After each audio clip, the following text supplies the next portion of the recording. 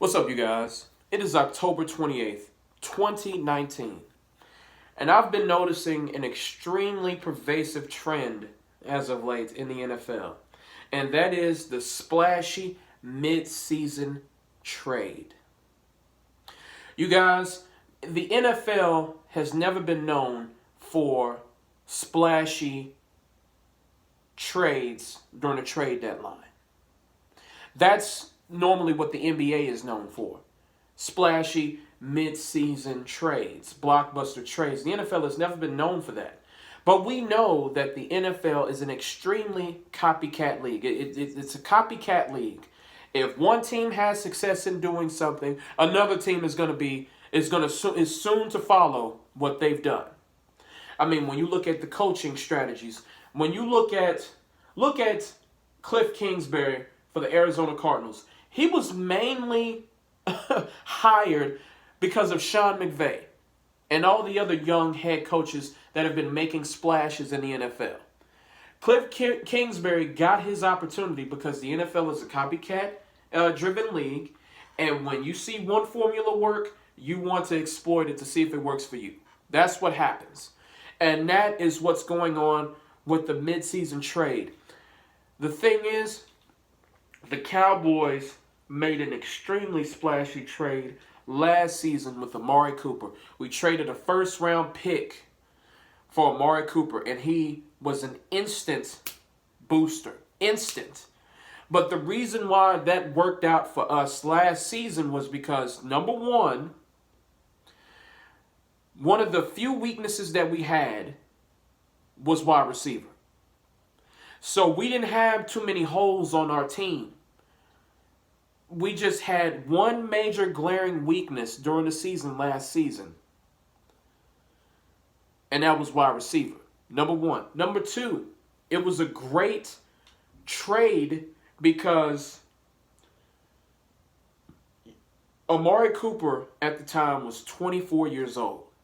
And also, there weren't going to be many receivers in the draft. So this made sense on all sides. It was a match made in heaven. And every other team think they can find their match made in heaven during a mid-season trade, and that's hardly ever the case. That's why mid-season trades in the NFL was never popular. It's becoming a trend now because you saw one team have success, so you think you can do it. The thing is, what these teams, these managers fail to realize is that most of these teams have more than just one hole. They often have more than two holes. So trying to mortgage your future, your draft picks, on a player who's not going to be able to mask all your holes is franchise suicide. It's like if you look at, let's say, for instance, the Rams. The Rams have more problems than just cornerback. They gave away 2 first-round picks for Jalen Ramsey. I think that is incredibly, in my opinion, I'm not a GM, so people are going to come here and say, you're not a GM, you don't know what the fuck you're talking about. Listen, giving away 2 first-rounders for Jalen Ramsey is incredibly idiotic because you have way more holes than just defensive back. Your linebacking core isn't that great. You you need to find a solid replacement for Todd Gurley because his knee is basically jelly. You need more weapons for Jared Goff. You have a lot more problems than just defensive back. That trading away 2 first rounders for just that guy is not gonna help you. You know, the thing is, I just see it as it's a troubling thing because I don't want the Cowboys to get invested in this. Okay, we struck gold with Amari Cooper. Don't push your luck. You know, but I'm glad because we were actually we were talking about, I just found out that the Cowboys front office were actually inquiring about Leonard Williams, but it looks like the Jets won a lot for him, probably a 2nd or 3rd round pick. And the Cowboys were like, no, we can't do that. We can't do that. Which I'm glad.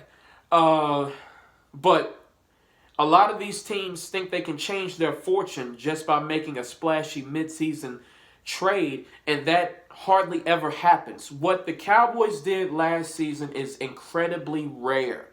It's incredibly rare, and it happens once a blue moon.